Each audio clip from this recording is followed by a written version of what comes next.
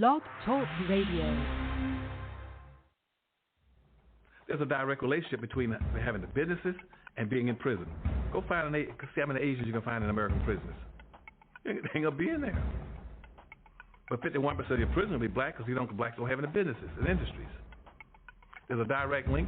Blacks won't practice group economics. Blacks won't practice group politics. If you don't practice, you're setting yourself up. I told that 5-story building, you're setting yourself to get wiped out. Understand the nature of race, which is economics. If you build the first floor, it's economic. Build your businesses and your industries. Control business and industry, and put that pulls in your money, and hold that money, and practice group economics with it. Arab and Asian money bounces 12 to 13 times what it leaves. Jewish money bounces 18 times. Black folk got to learn how to practice group economics. Black Americans spend every penny they get outside their own community. Then you take the money and the wealth that you get from that first floor and go to the second floor. The second floor is politics.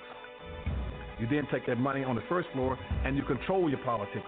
Black folk must quit allowing people to tell them to go out and vote. Vote for what? Nobody's going to do anything for black folk in politics. Politics is controlled by money, major corporations who got the money. That's what controls politics. If you have no money, you have no say-so, you have no benefits coming. So you take your money and you control, and you take your money from the first floor, you buy every politician on the second floor. And any politician you can't buy, you rent or lease them to get what you need. Then once you get the second floor under control with the politician, with your money, then you go to the third floor. The third floor is the police department and the court system. You take your money from the first floor and your politics on the second floor, and you control the court system and the police departments. Then the fourth floor then is media. You then take the money that you generate off the first floor from business and industries, and you go after radio stations, TV stations, newspapers, and cable systems, so that you can now inform and communicate with your own people. Right now, black folk own and control less than 35 thousandths of 1% of the media in the United States. Out of 12,000 radio stations, black folk own about 75, 80. That's all. You own no cable systems. You don't have a daily newspaper. You have nothing of importance. You got about one black TV station. And so you can't communicate with your people. You can't inform your people. You can't do anything. You can have Rush Limbaugh and all the rest of the guys talking about racism all day long and bad-mouthing you, and O'Reilly. They can call black folk all kind of names all day long. What are you going to do? You can't respond. You can't communicate with your own people because you don't have an economic base. 51% of all the prisoners in the United States are black people. You only make up 12% of the population. That's no accident. It's because you don't control the economics and the politics. And they're going to go after the weakest people they can get their hands on to incarcerate. That's the black folk. And what are you going to do in response to it when they over-incarcerate you? You're going to go out and have a march, a demonstration. We're going to march. March for what? Who cares? Marching never changed anything. Adam Clayton Powell, for the first time, was defeated. Charles Rangel won in a very close election. Within a few years, Adam Clayton Powell would contract cancer and die. If we must die, let us not die like hogs, penned in some inglorious spot. What use is an extra year or two to the man who kills the time that God has given him? Much of the story of Adam Clayton Powell is on display here in this anteroom of the Abyssinia Baptist Church. But there are many parts of the Adam Powell story that you cannot see hanging up on the walls, mainly the ironies in his life. Isn't it ironic that Adam Powell was such a loud voice that few people would listen to? Perhaps if his loud voice had been heated on the question of police corruption, there may not have been a Knapp Commission. If his loud voice about government corruption had been heated, there may not have been a Watergate. If his loud voice against hypocrisy on Capitol Hill had been heated, perhaps Wayne Hayes and Tom Dodd and Earl Butz and Carl Albert and countless others might not have been caught in such embarrassing situations. Adam Clayton Powell represents still another chapter in a long story of black militant fighters against oppression and injustice here in America. He wasn't perfect. He had his faults, but don't we all? The point is, he was a fighter. If he did play, He worked harder than he played. Most of all, he was a fighter. As I know here, you're in trouble, where it says about 30% are unemployed. That's why I'm working hard to get this surplus food here. Some of you say to me, well, I'm not like you. I'm not a congressman. I haven't got education. I haven't got work. But you're a human being. And you know what you've got? You've got in your hand the power to use your vote and to use even those few cents you get from welfare to spend them only where you want to spend them. Remember that.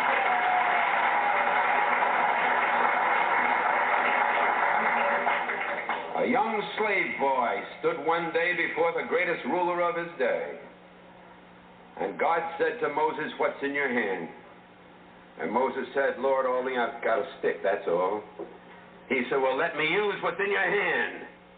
And God used that slave boy with a stick in his hand to divide the Red Seas, march through a wilderness, bring water out of rocks, manna from heaven, and bring his people to Freedom Land. What's in your hand?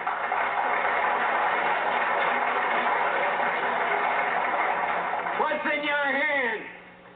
George Washington Carver, who was so frail that he was traded for a broken-down horse as a slave boy. And George Washington Carver, sitting in the science laboratory at Tuskegee, told me, he said, Dr. Powell, he said, I just go out in the field each morning at 5 o'clock, and I let God guide me.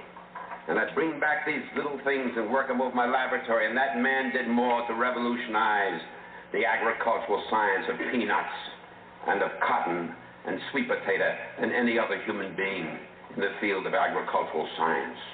What's in your hand? Just let God use you, that's all. What's in your hand? I've got a string in my hand, that's all, and I'm flying a kite. And way up in the heavens, lightning strikes it, and I, Benjamin Franklin, discover for the first time the possibilities of electricity with a string in my hand. What's in your hand? Little hunchback sitting in a Roman jail? I haven't got anything in my hand but an old quill pen, but God says, write what I tell you to write. Paul wrote, I have run my race with patience. I've finished my course. I've kept the faith. Henceforth is laid up for me the account of faith.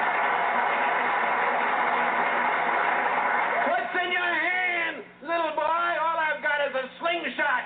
And the enemies of my people are great and big and more numerous than we are.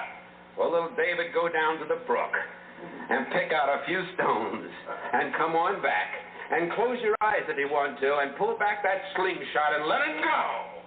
And David killed the biggest enemy, the leader of the giants, against his people, and his people became free, just letting God guide a stone in his hand.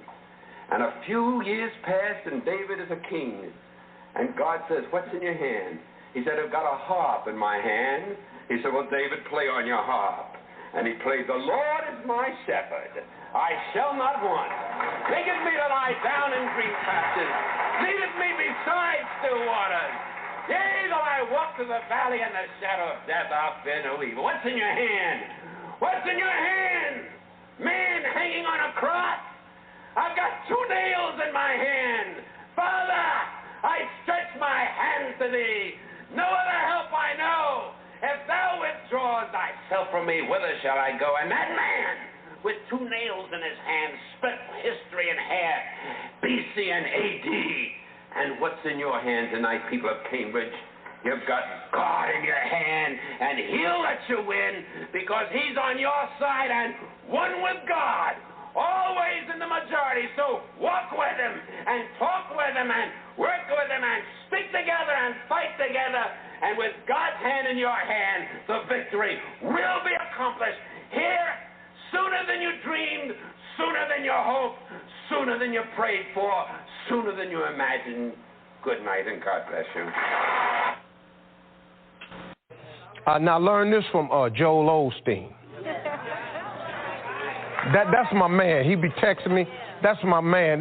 God done put some people around me, show me some stuff. he was telling this story. He said, this man that went to heaven, he was walking with Peter down this aisleway, and it was going down this corridor, had a lot of doors on it, and said all these doors had names on it. And he said, Peter, let me ask you something. What's all these doors, these names on? He said, don't worry about it, just go ahead. So he kept walking. He messed around, he saw one of them doors and had his name on it. He said, whoa. He said, hey, Peter, this here ain't got my name on it. Something I need to know?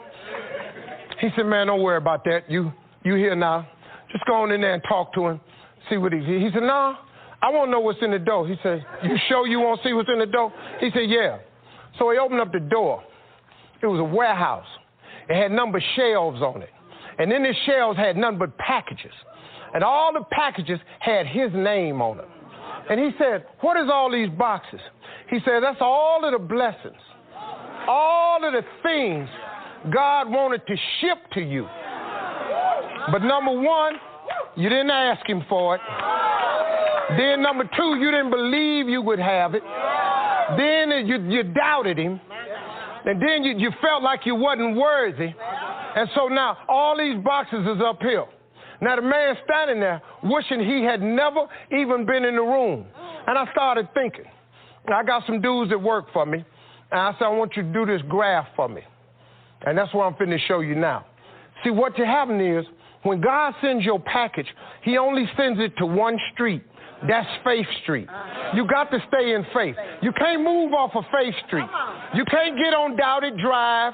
You can't be over there and start doubting it, because your package going to go right on by. You can't lose your faith and get on not meant to be way, because your package is going to keep going right on by. Because the package just go to Faith Street. You can get your little feelings hurt, I ain't worthy. Guess what? Your package going to keep going right on by. You have not because you ask not. Then you sit up here and start feeling sorry for yourself. You go over on pity way, your package keep going right on by. If you stay right on Faith Street, don't ever come off, because the blessing is coming. If you wait on it, here it comes. It may not come when you want it, but it's on time. But if you get up and you move off of Faith Street, your box gonna get sent back to sender. And now you're gonna have a warehouse with a bunch of boxes with your name on it that you didn't never get. And I don't know about you, but I want everything he got for me. If he got something for me, I need all of mine. Because I don't know about you, but God lay you out, man. God will give you stuff. Man, he done took me places I ain't never thought I was going to go. I done seen parts of the world I never even thought I could go to. He done gave me stuff. He done put people in my life. God will do it for you, man. But you just got to stay, man. Use these principles of success. Understand, God is just that way. He'll lay you out. Because if he can lay me out, see, if he fix me and change me and get me over here trying to do better, I ain't perfect. I'm just trying to do better. I still say some stuff I ain't supposed to say. You understand? I ain't got it all together yet. I just got in the gate. I'm a new kind of Christian, but ain't no lock on my gate either. So if you see, once you check me, I'm probably gonna check you back. But I'm getting better at that. I don't know how to love my enemies yet. I'm getting better at it, though. But it's a process. And the more times we can make people understand that it's a process, the more people can come in. And y'all people that have been good to me, that have been praying for me. I mean, man, my mama, if she could see me now, I just wish my mama could see me. Because she been praying for this here all her life. Watch my son. Well, he done watched me, mama. And I'm cool now. And my philosophy is very simple. I was who I was, but I am who I am. And I'm cool with both them people. Because who I was wasn't that bad a cat. I made some mistakes, but I've been changed a little bit, and it's still a process. And the more people that you invite into the process, the better this is. Because ain't nobody perfect no how. So I really appreciate y'all, man, hearing me and listening to me. I'm going to ask Kirk Franklin. Hi, folks. In this video, I'd like to talk about how to have a home with no house payments and no monthly utility bills. You may think that's not possible, but I do it, and lots of other people do it as well. I'm going to show you how it can be done very inexpensively, and just kind of give you some ideas for things that you can do that society and the economic powers that be don't want you to know. So stay with me for a second and let me walk you through this. First, you need some land. This is my piece of land, which is under an acre, about 3/4 of an acre, and that's really all you need to take care of most of the needs you have and for running a small homestead. Now, I was lucky enough to get this piece of property from family. It was willed to me when my father passed away. But I have also purchased small pieces of property like this for under $400. I have an acre down in Arizona, near Sholo, Arizona, that I purchased for under $400. I have 5 acres near El Paso, Texas, that I purchased for under $700. So it's very easy to find a piece of land if you do some looking around. eBay is a good source for finding land. Tax sales are a good source for finding land. Family members may want to sell off a piece of land. Go around looking in rural areas, and maybe you'll find a farmer that wants to split off a small piece of land and would gladly sell you one. You don't have to spend a lot of money on land. Okay? This is land that doesn't have utilities run to it. It doesn't have a blacktop road that runs into it or driveway. It's rough land. That's what you start with usually if you want to buy a small piece of land that you're going to homestead on. After you have your piece of land, then you're going to have a house. You can have a big house like most people live in, and you can pay a lot of money for it and have a mortgage and be a slave to the system for another 30 years, or you can decide if you'd like to build a smaller house like mine. Paid for with cash. This is my solar cabin. The cabin cost me $2,000 to build. That does not include the doors and windows, which I salvaged off of a trailer that was being torn down. For the cabin, it cost me $2,000.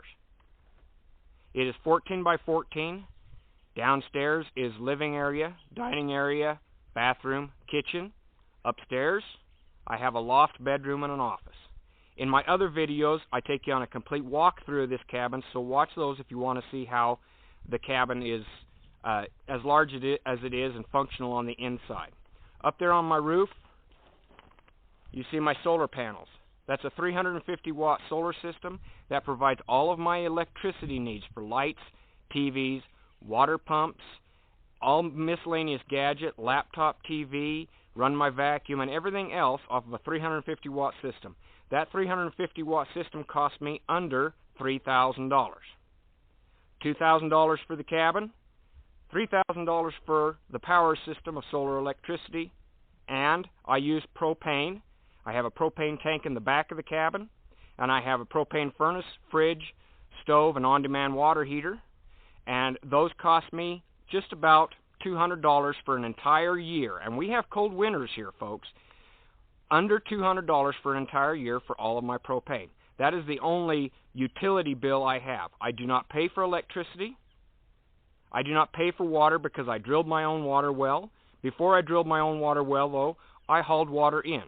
But drilling a water well on a piece of property is not that hard. You can either do it yourself or hire somebody to do it. So I have no monthly utility bills.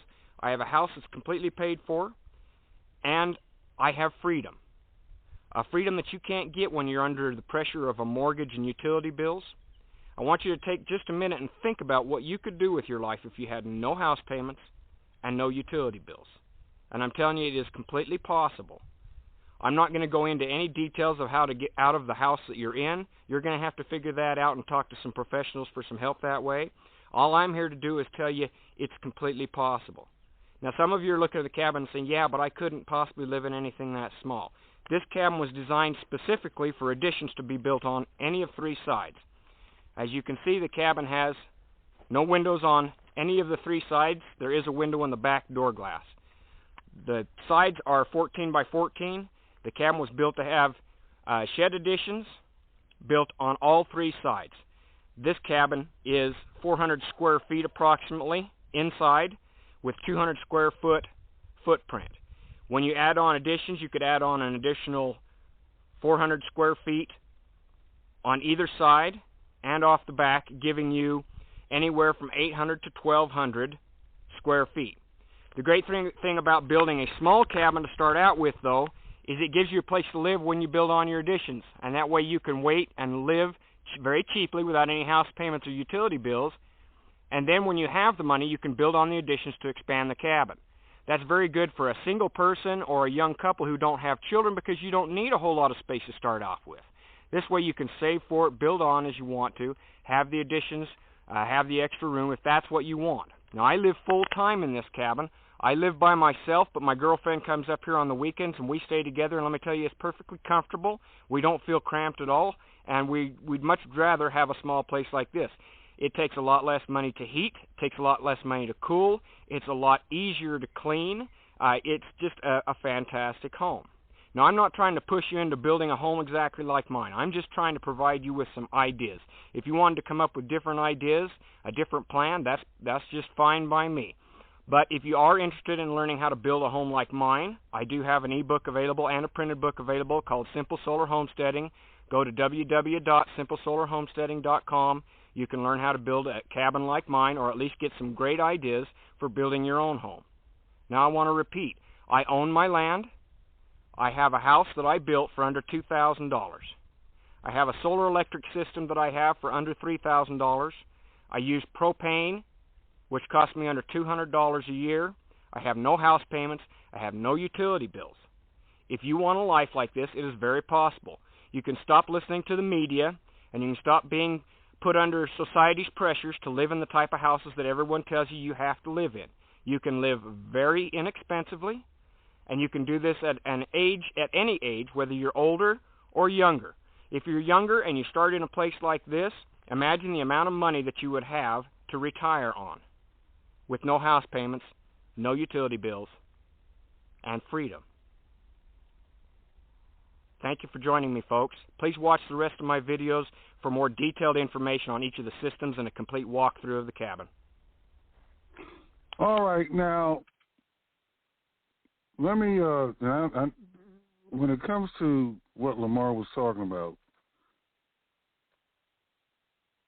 where you built that let's say $5,000 cabin, that includes the solar, really depends on where you can build that type of structure legally. More than likely, that's going to be in a rural location, somewhere out in the country. If you're in a place like Chicago, Boston, Miami, Los Angeles, it will be rare at best that they will allow you to, well, first thing, just the cost of the land in those places, you're not going to find land at, like an acre for $700 or $1,000 or even $5,000 or $10,000. That's the first thing. So, in a larger metro area, it will be very difficult to find inexpensive land. That's first thing. Next thing, but where you can find inexpensive land abundantly, are in the rural areas. Okay. Next thing with the zoning and the permit and all that. So you're not going to have Lamar's house in a large metro area. However, if you go to a rural area, and there are plenty of rural areas, there are more rural areas of the United States than there are major, metro areas, urban areas. But here's the thing. A lot of people that their budget says, you know what, you're better off building a $2,000 to $5,000, even a $10,000 house, or even a $20,000 house. That's what their budget is. However, they're addicted. Now, I'm using the word addicted, to the comfort and conveniences of a New York City. In New York City, you have a lot of conveniences. If you want to take the bus, they got bus transportation around the clock. The city bus, that is. If you wanted to take the subway, the metro, they have options for that. If you wanted to take a taxi or a gypsy taxi, they have options for that too. And of course, your Uber and your Lyft, the peer-to-peer, apps and whatnot for transportation. That's abundant in a New York or Seattle or Chicago or places like that, San Antonio. Whereas if you go to rural New York, it's difficult, if not almost impossible, to get even an Uber or Lyft. They gravitate towards where the people are. So when it goes, some people grow food. Some people don't want to grow their own food. They want to simply take their money and go to Whole Foods or go to the grocery store and buy their food. Probably 50% of the country, and I'm not going to go that big with it. Let's say a lot of people that are struggling financially, you can't pull them out of the city. As a matter of fact, you say, look, if you just drive 30 minutes away, there's a surrounding radius of towns, small towns, that you could build a $25,000 house, or you could build a $5,000 house if you're willing to drive 30 minutes away. Some people don't want to drive that 30 minutes to 60 minutes away for whatever reason.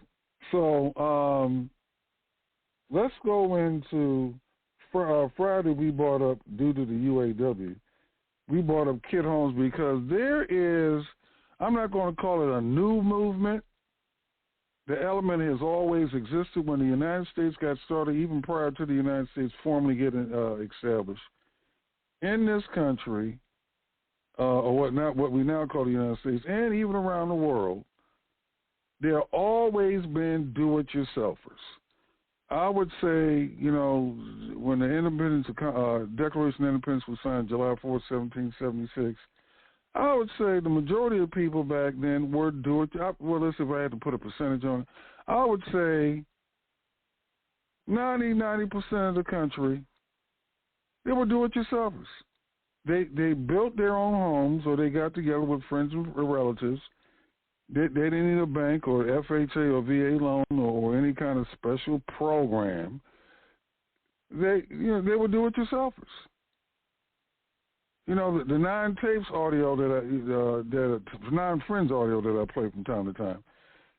That was a group of friends that came over with the 9 pickup trucks, probably 2 people per truck, 18 people, 36 hands, including the person who called everybody, 40 hands.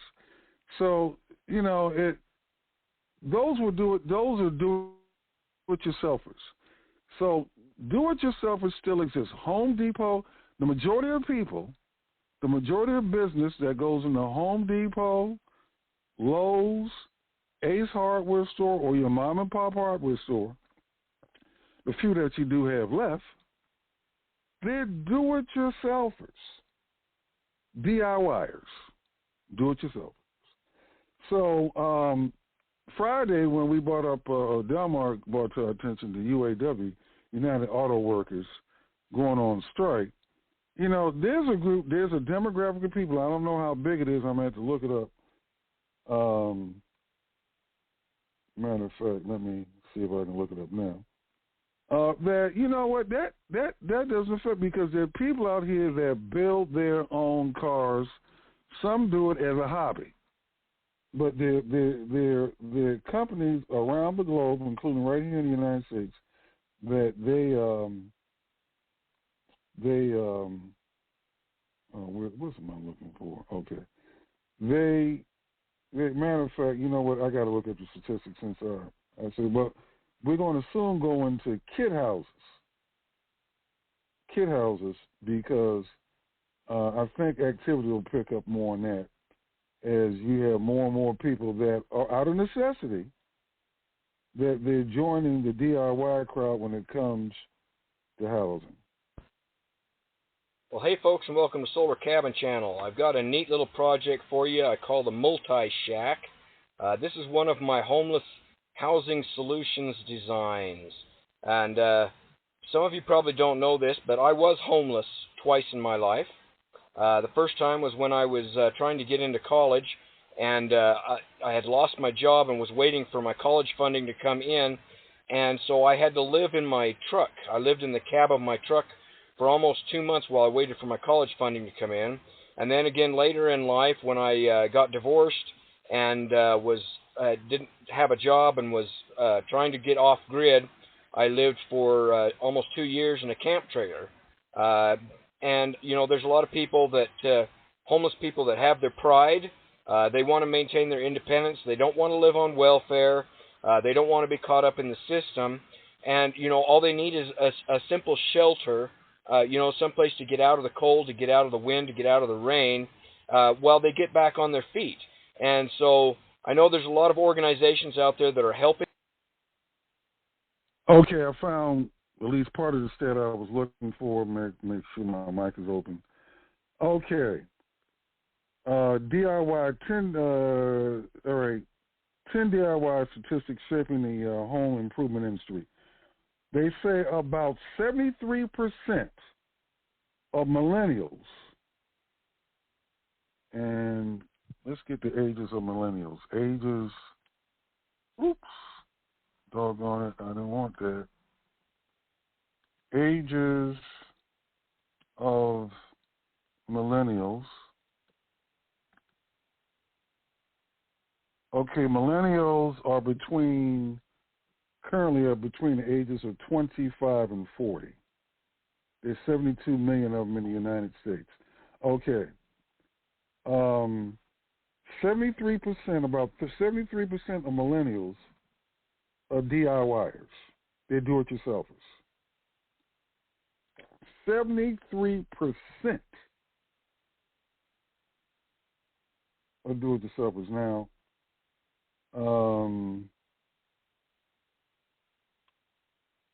they're the ones building tiny houses.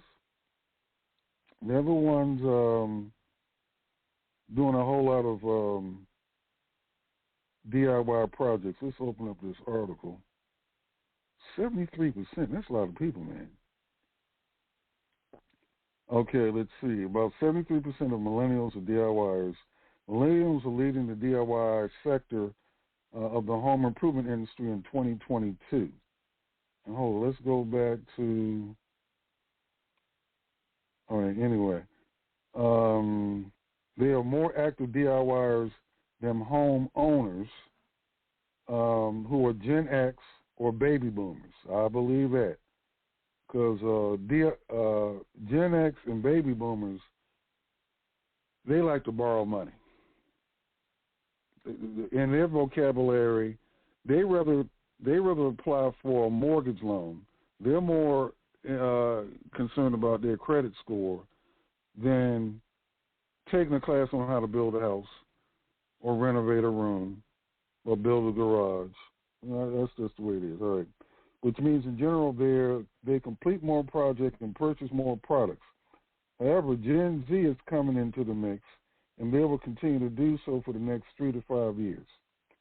Even now, a significant number of 18 to 24-year-olds are showing the likelihood to complete DIY projects. You know what? And this is, I got to keep this information. All right. Let's see. About 3 in 4 homeowners are DIY. Young homeowners approach projects and opportunistically, and younger homeowners are more likely to DIY. So the youngins are we can even break this down on, let's see. This explains a whole lot.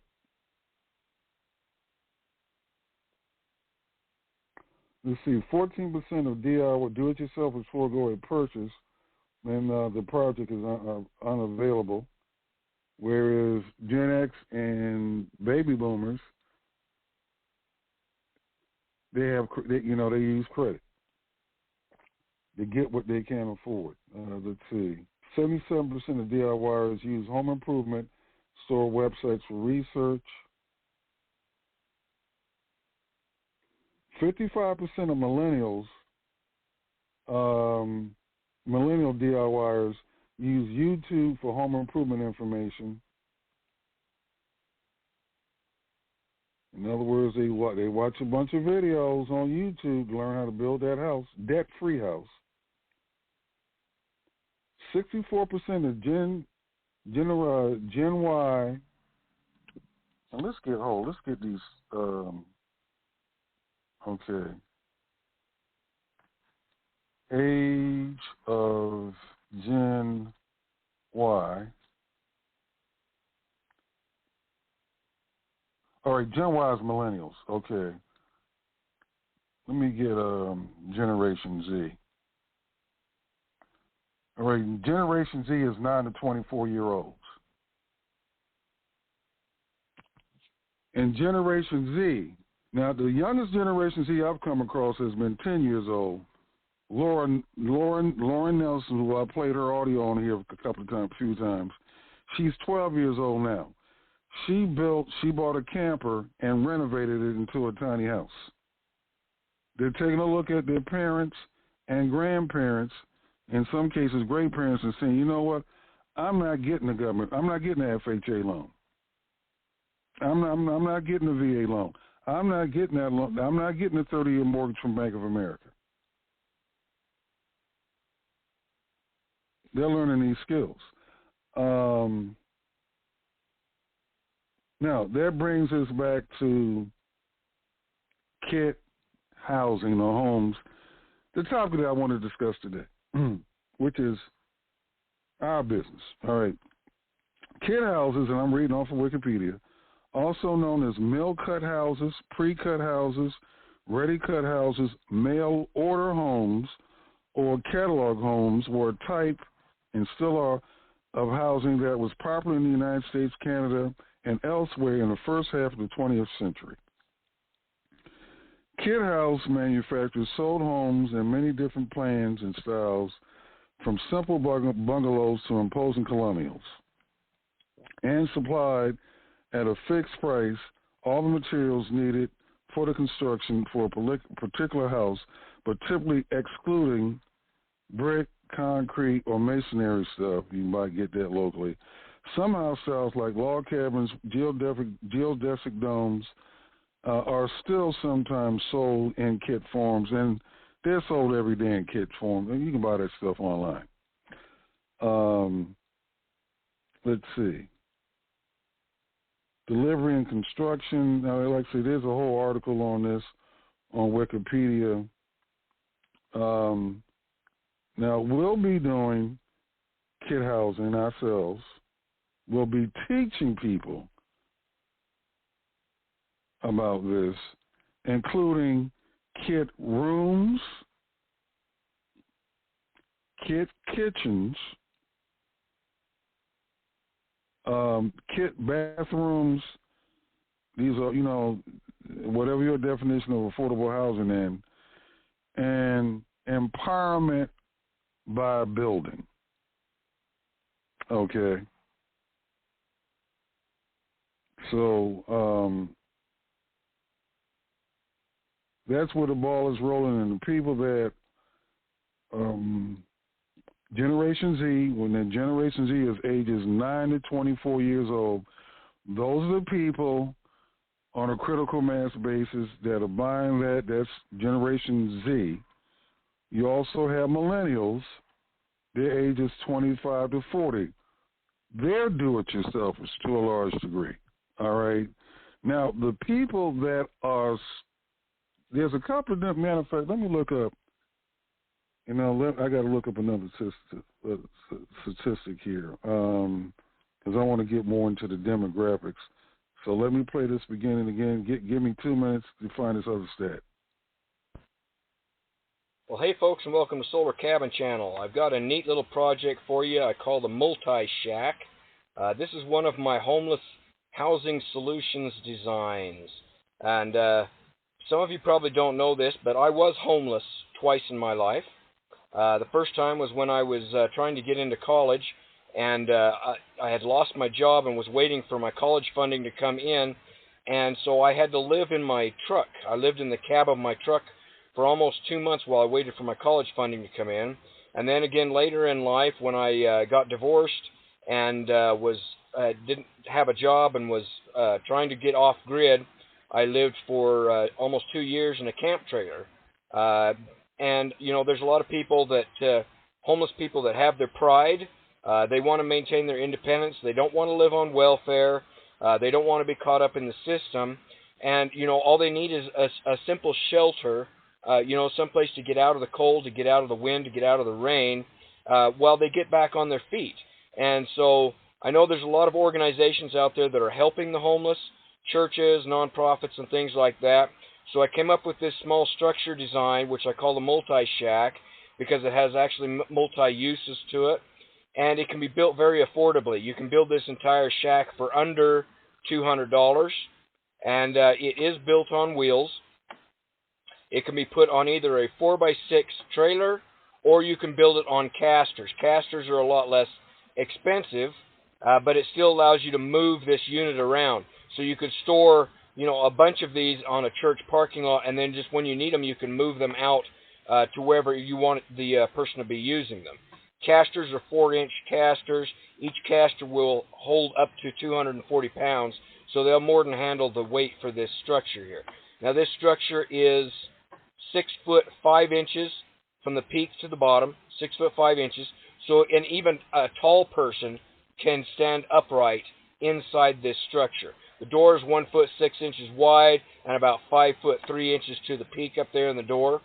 And the structure is 4 foot wide approximately and about 6 foot long. About 6 foot long by 4 foot wide, 6 foot 5 to the peak. And this is constructed very inexpensively from 2x4 framing, which I'll show you, and uses, I would use 7/16 OSB or plywood. Either one would work for the siding on this. Now, a couple of the features here. I show this with dorm windows. The dorm windows are actually optional. You don't have to put dorm windows. You can just go with a flat roof surface if you want here. I show this with wood shingles, or you could use just plain old tar paper and roofing shingles. Any type of roofing shingles would work on this. Show it with a little flower box there just for effect.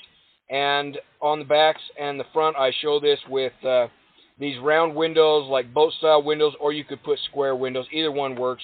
I just like the effect of the round windows, the look of those in there. This does have an access panel on the back. Down here is an access panel. We'll just open this up so I can show you. Open up, take this one off. There we go. Now you can see inside the access panel, underneath. Okay, back to Kit Homes. I was looking up a statistic now. I'll repeat the statistics I've found so far. That about 73% of millennials, also known as Generation Y, and Generation Y, also known as millennials, and their ages 25 to 40, about 73% of them are do-it-yourselfers. They'll build a shed, they'll build a house, they'll build a tiny house, they'll build a deck,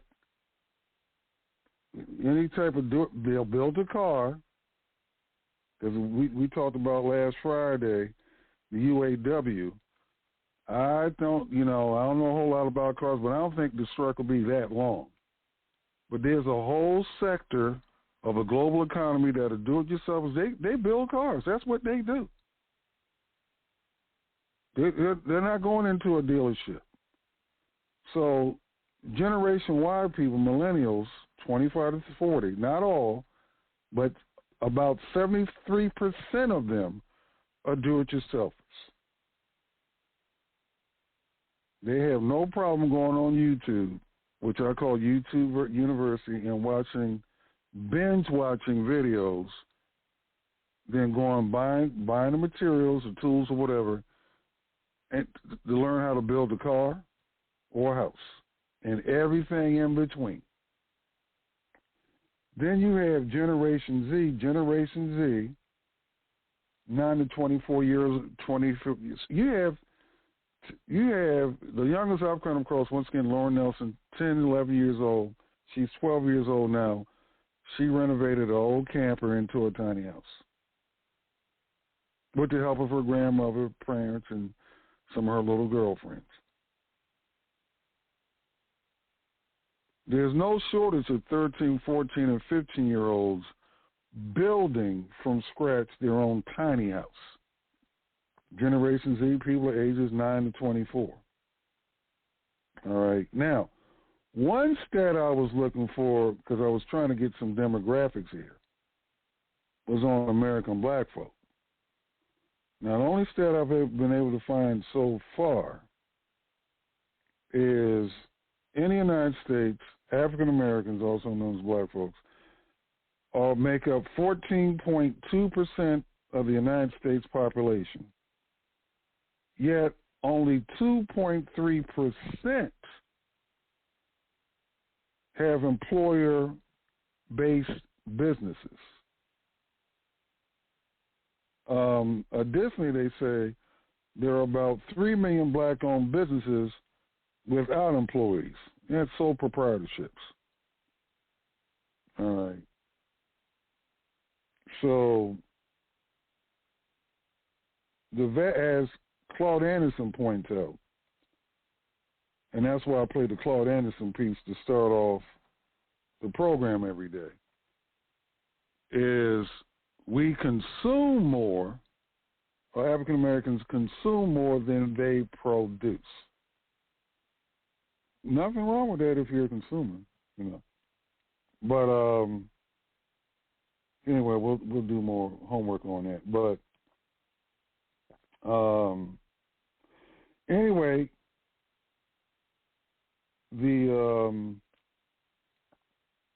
I would say, in my opinion, there is a silent bankers' revolt among the buying public when it comes to Generation Y and Z, millennials, and which is Generation Y and Generation Z, which goes down as low as 9 years old, 9 to 24 years old. They're not getting the mortgage loans. They're not getting 30-year mortgages. They're not getting any mortgages. Man, it's like, you know what? I know somebody that just there's some exceptions, but they're not getting snowed into that.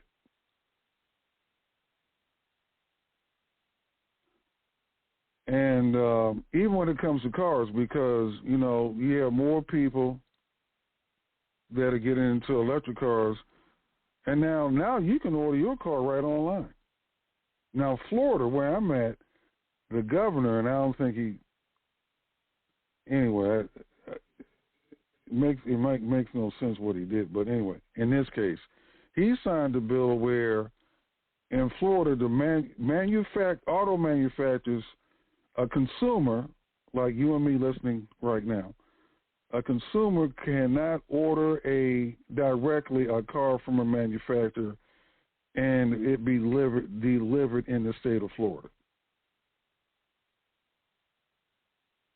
I don't like that law. However, you can live in Florida and cross the border and go buy a car in Alabama, Georgia, and just drive it back to Florida.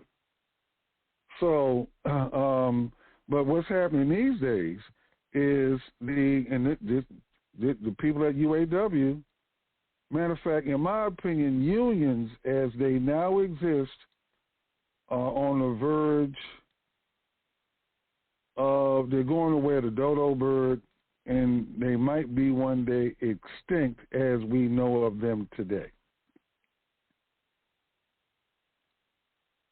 Union labor is very expensive, and I'm not bad-mouthing you, I'm just telling you where it is, because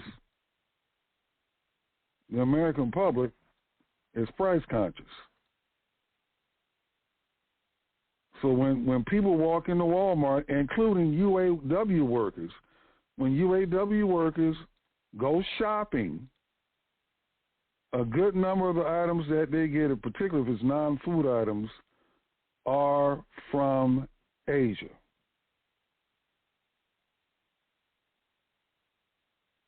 The same workers that, matter of fact, if you go inside of their homes and you look at the piping in their plumbing and whatnot, or look at their phones or their electronics, their television sets, their flat screens, the clothes on their back, the linen on their bed, a lot of that stuff, not all of it, was made in Asia.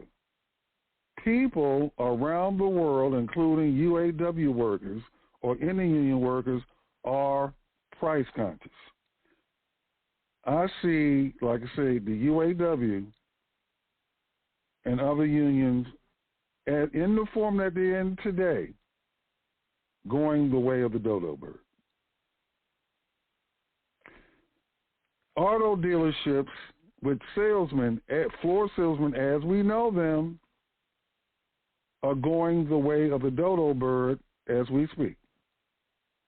Right now, any one of us that are listening to this live stream, you can get on your phone, your laptop, your computer, your tablet, whatever you got.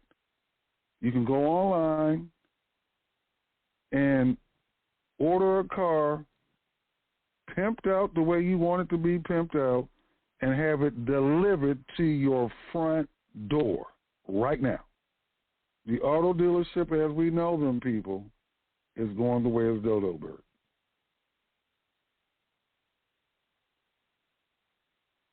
So, like I say, this strike with the UAW, I don't know how long it'll last. I don't think it'll last long.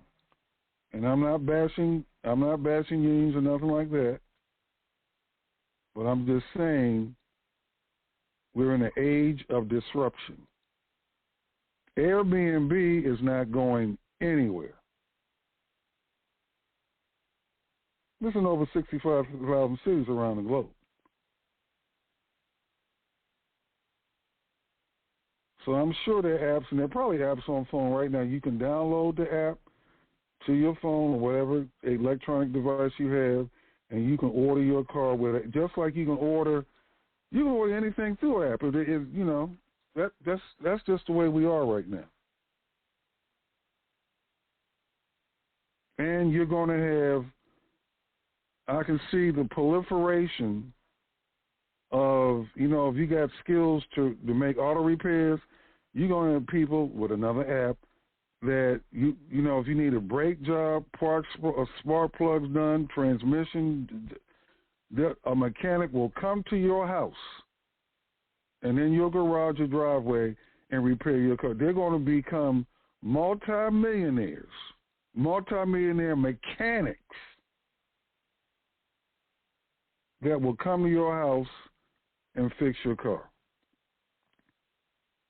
The day of you having to go to the dealer, those days, it's the writing's on the wall.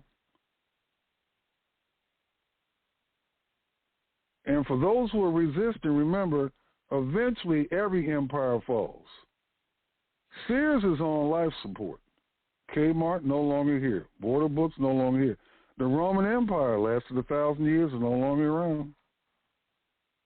The city of Rome is around, but the Roman Empire been gone. Howard Johnson, we might have a few Howard Johnsons left. Bob's Big Boy gone.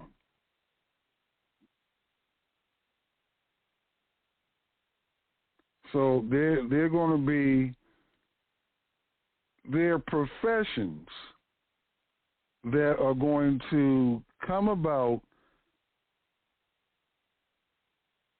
or be invented as this UAW strike. Here's what I want you to look out for.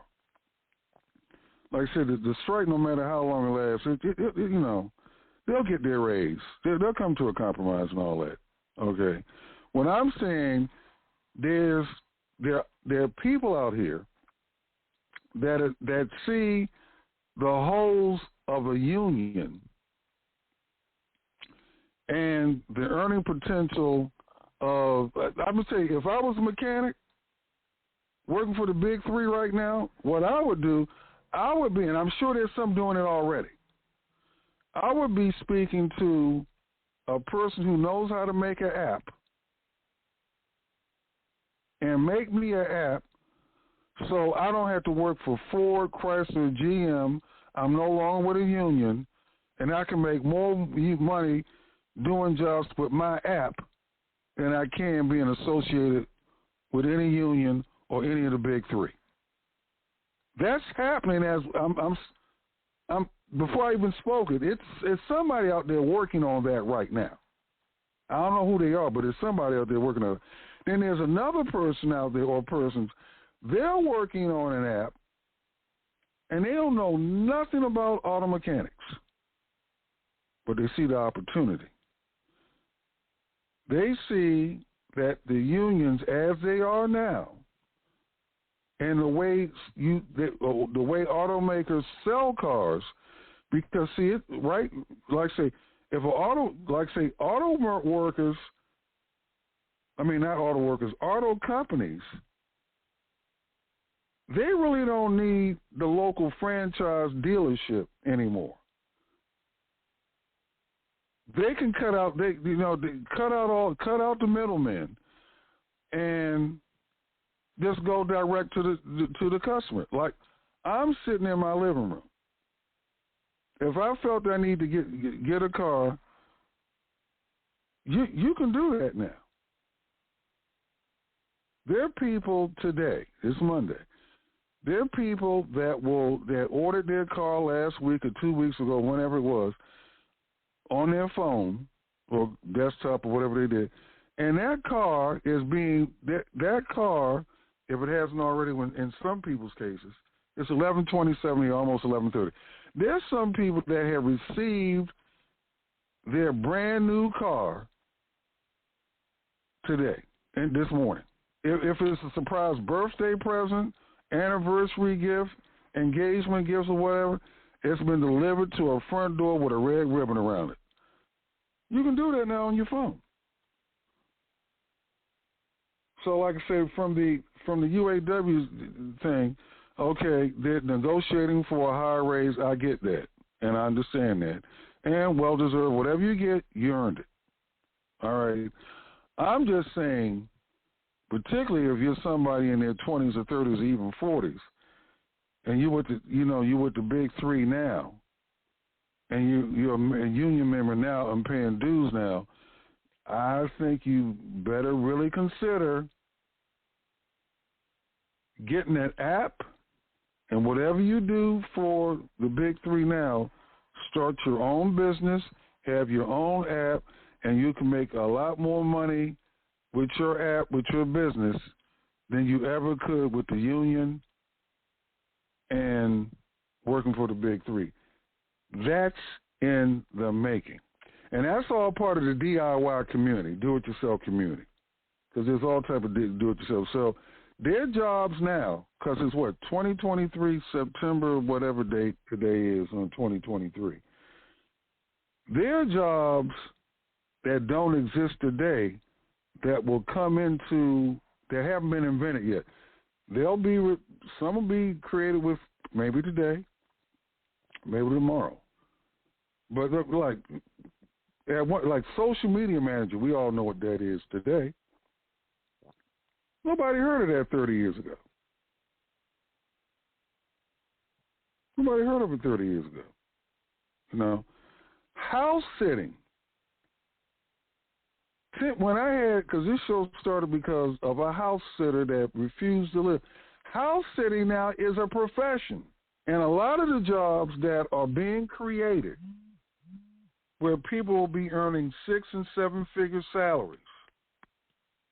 Okay. There are no bachelor degree programs in these professions that are being created or have been created already. There's no bachelor's program, a bachelor of science or bachelor of arts or master's degree or PhD in house sitting. But go on YouTube and put in house sitting and house sitting university. It exists now. what's that fan that's OnlyFans? Man, you can't go to Harvard or Yale or no Ivy League school and get a degree and be an OnlyFans star or a YouTube star. But there are people knocking down $15,000 to $35,000. Just get to that. Somebody I know, PhD, got fired from a job or laid off one. Yet there are people on YouTube that haven't even finished high school yet that are earning $15,000 to $35,000 a month on YouTube. So there's no, unless somebody just came up with something. I mean, there's no bachelor's. Who's got a Bachelor of Science in YouTubing? So that's why I watch YouTube, man. I watch about 4 or 5 hours of YouTube a day without fail. It's a lifestyle for me because essentially it allows me to see what's happening in real time. Where's the ball going? What the trends are, particularly in what I do. Okay, it's just like with the start of this podcast, It's My House. I came to the realization that the average person that's in court over housing issues, the person who's facing foreclosure and eviction, the common denominator with them is they don't know how to build their own house. That's the common denominator that I found. Some of them are willing to learn how to build it, and some aren't. I'm interested in the ones who will learn how to build it. And then I also pay attention to how people like to learn.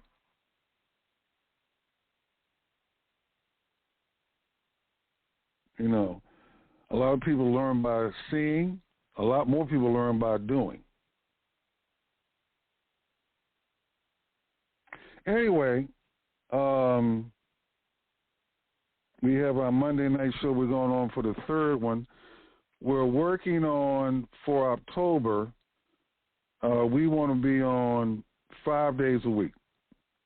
Boots on the Ground Radio. Boots on the Ground Radio. But we got 2 more we have to do on Wednesday night, 6 to 7 p.m. Eastern Standard Time, out of our Boots on the Ground station out of Jacksonville, Florida. Then we have a Boots on the Ground event on October the 26th. That's a Tuesday. That's next Tuesday. Not tomorrow, but next Tuesday next week from 6 p.m. to 7 p.m. We have a Boots on the Ground event in Jacksonville where we do a meet, greet, eat, and then build session because that's where people are at. That's where people are at. And more on that as it approaches. But we have our third show tonight. But we're working on October because in October we want to go from 1 day a week to 5 days a week on radio. We're able to get on 5 days a week on radio, particularly on the station that we're on right now.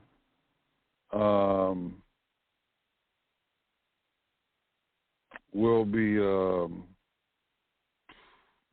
the stratosphere. Okay, let's see. 813, your mic is open, if you're available.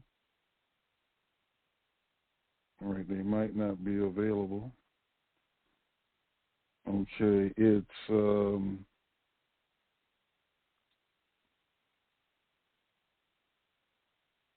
okay, let me mute that mic. All right, what we're going to do, because it is 11:35, and let's see, we got another caller here. 866, your mic is open. Good morning, L.A. It's Chris. How are you doing today? Good morning, Chris. Good morning. Great show. I love the fact you just show people, that DIY, right? Yep, do it yourself.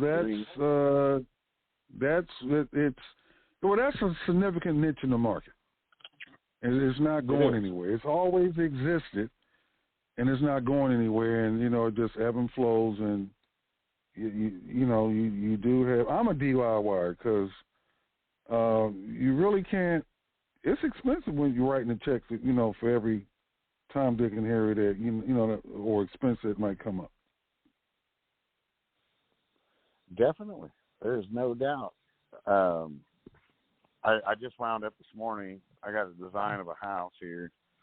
I'm gonna send it over to you via text, and I'll go ahead and post it on the page on Facebook so everybody can see. But I think you'll like this thing here. That is 8'6" wide at the outside walls. It's 8 foot wide on the interior, and it goes up to 13 feet. And it's 25 feet long. Okay. And it's on a trailer frame. I'm adding it to Facebook right now on the DIY Okay, hold on. Let me page. kind of get let me get to my phone here to see, take a look at it.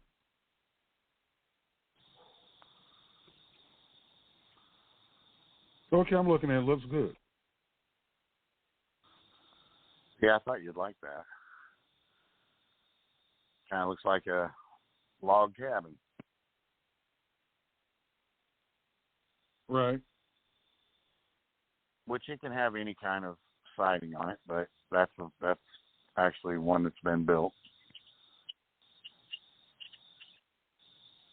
Okay.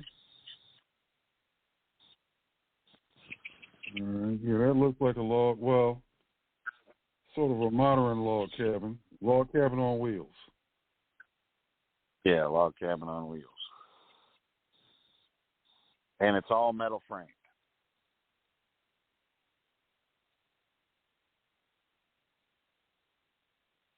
Okay.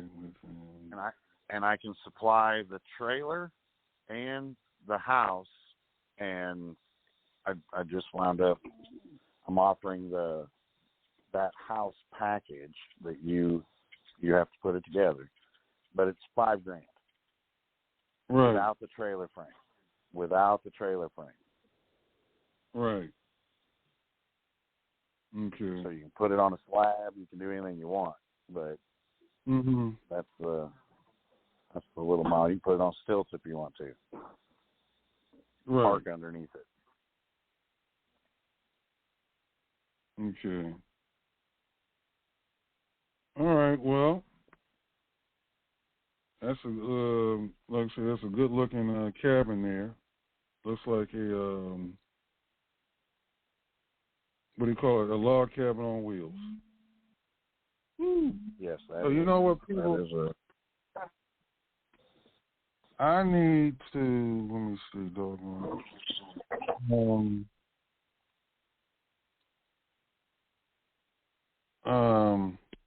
All right. Thanks, Chris, for calling in. We've got, it's not even 12 noon yet, and things are warming up for tonight's broadcast, so I'm going to shut it down so I can handle that. Everyone have a good rest of the day. See you guys tomorrow.